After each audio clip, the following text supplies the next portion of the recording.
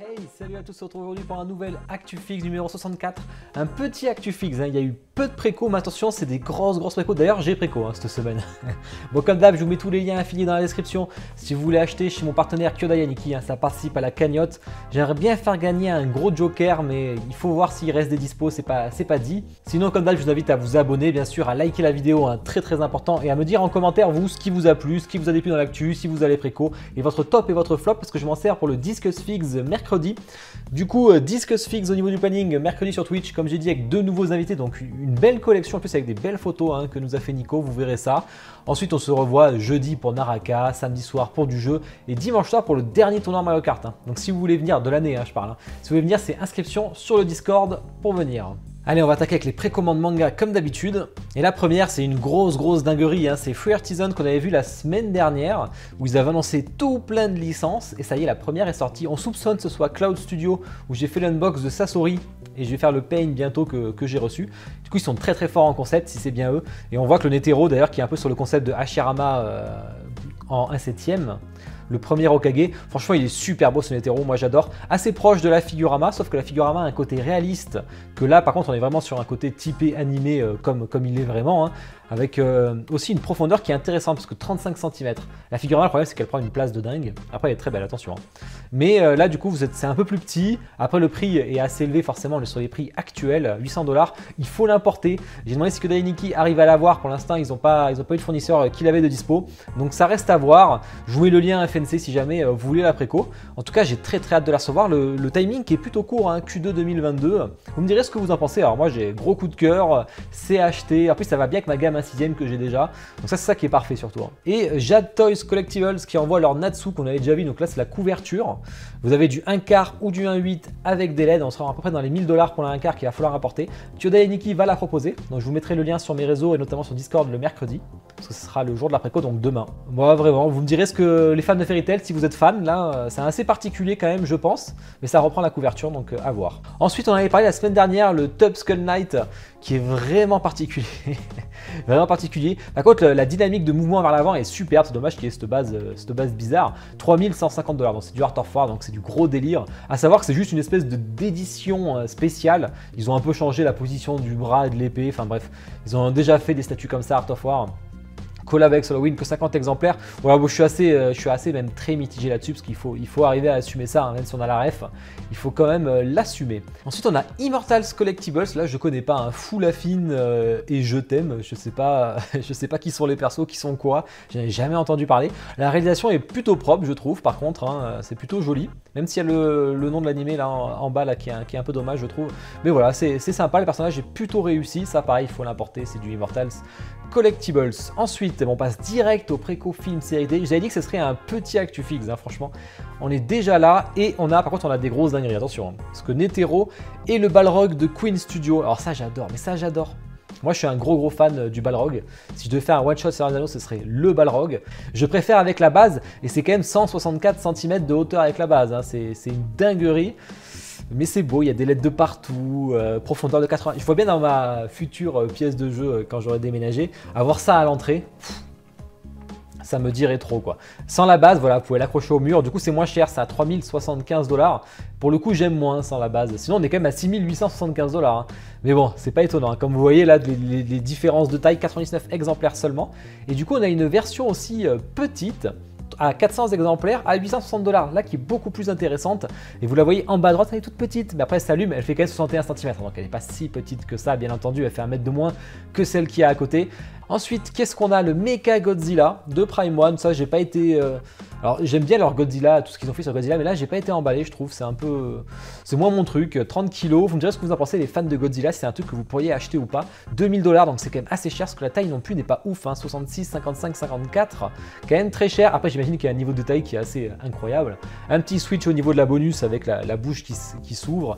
Des LED, voilà. Bon, ben, vous me direz ce que vous en pensez. Continue avec Weta qui continue sa gamme décor qui est vraiment très sympa avec la maison de Bilbo beau. Alors là, c'est assez incroyable. 1200 $ quand même. Donc on est quand même cher.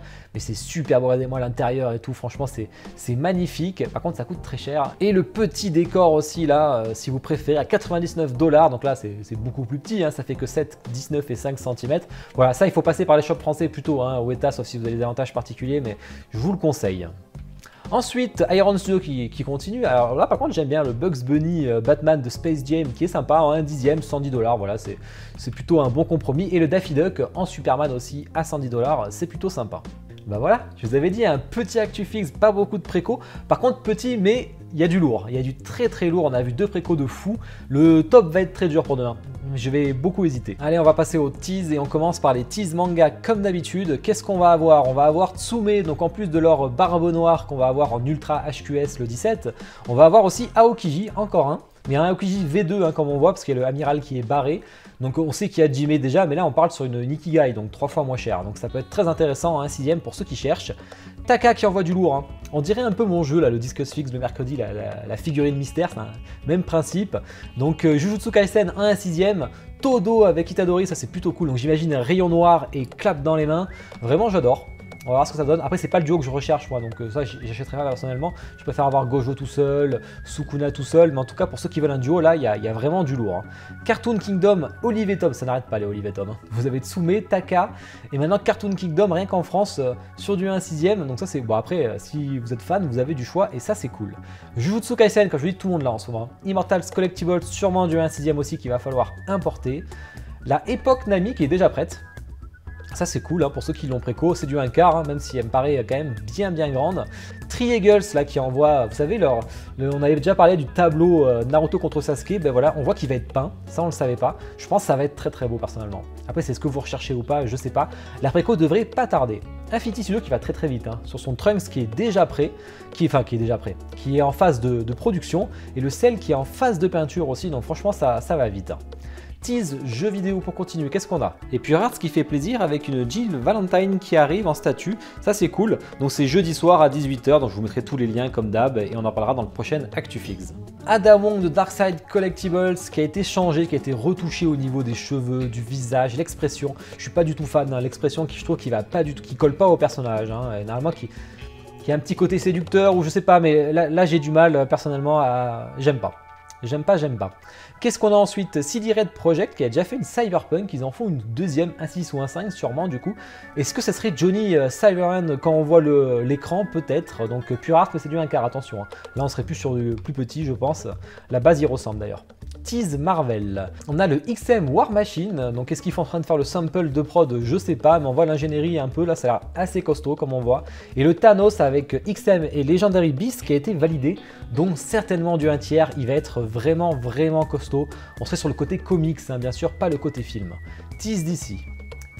On a Catwoman en 1/4 côté XM qu'il va falloir importer parce qu'il n'y a pas la licence en France pour cela.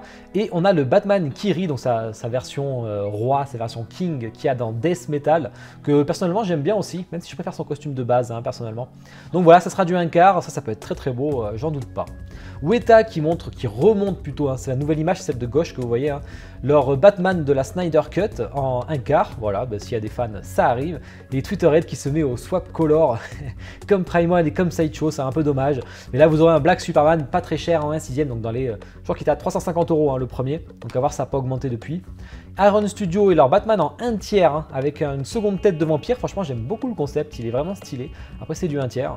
Tease, film, série TV, qu'est-ce qu'on a encore? Un concept de Iron Studio avec le Skeletor on Throne, alors j'imagine que c'est du 1/10ème. Hein. On a aussi les Dents de la Mer, un 10 ou un 20, je sais pas. Donc là, s'il y a des fans, bah, vous allez être servi d'ailleurs, en train de bouffer le mec. Ça peut être très cool. Tease BD encore avec Cartoon Kingdom en France qui avance très vite hein, sur le Joy Jumper et le Lucky Luke qui va déjà commencer en phase de peinture. Donc le but c'est que la production soit terminée avant le nouvel an chinois, donc fin février. Donc à mon avis, Q1 ou Q2 2022, vous l'aurez chez vous quoi. Ça peut être très cool. tease haute pour terminer, on a House of GOG, ça y est, qui nous tease enfin une nouvelle fois leur nouvel artiste après Pascal Blanchet, donc Skyner, qui va être un peu plus coloré, enfin j'ai hâte de voir ça. Q1 2022, on en parlera en point prod je pense. Et Human Studio qui envoie les 3 royaumes, alors je sais pas où le mettre, on aurait pu le mettre en autre, en film, en jeu vidéo, en manga j'imagine, il y a vraiment plein de choses dessus donc je l'ai mis en autre. Premier concept qui vraiment déchire, hein. Il pète la classe, alors je pense que ça va être assez cher par contre, mais vraiment c'est beau. Hein. Et pour terminer, Dream Figure qui envoie un petit Frankenstein, donc il continue sa gamme de monstres d'horreur. Ben voilà, on a fait le tour, je vous avais dit, une petite actu mais vraiment très intense. On se retrouve demain sur Twitch, il ne reste plus que 2 disques fixes, allez peut-être 3, non je pense qu'il n'y en aura plus que 2 pour terminer l'année, après on fera autre chose, hein. Le mercredi je continuerai de live, hein, bien sûr. Et puis je vous dis une bonne journée, une bonne soirée à tous, ciao.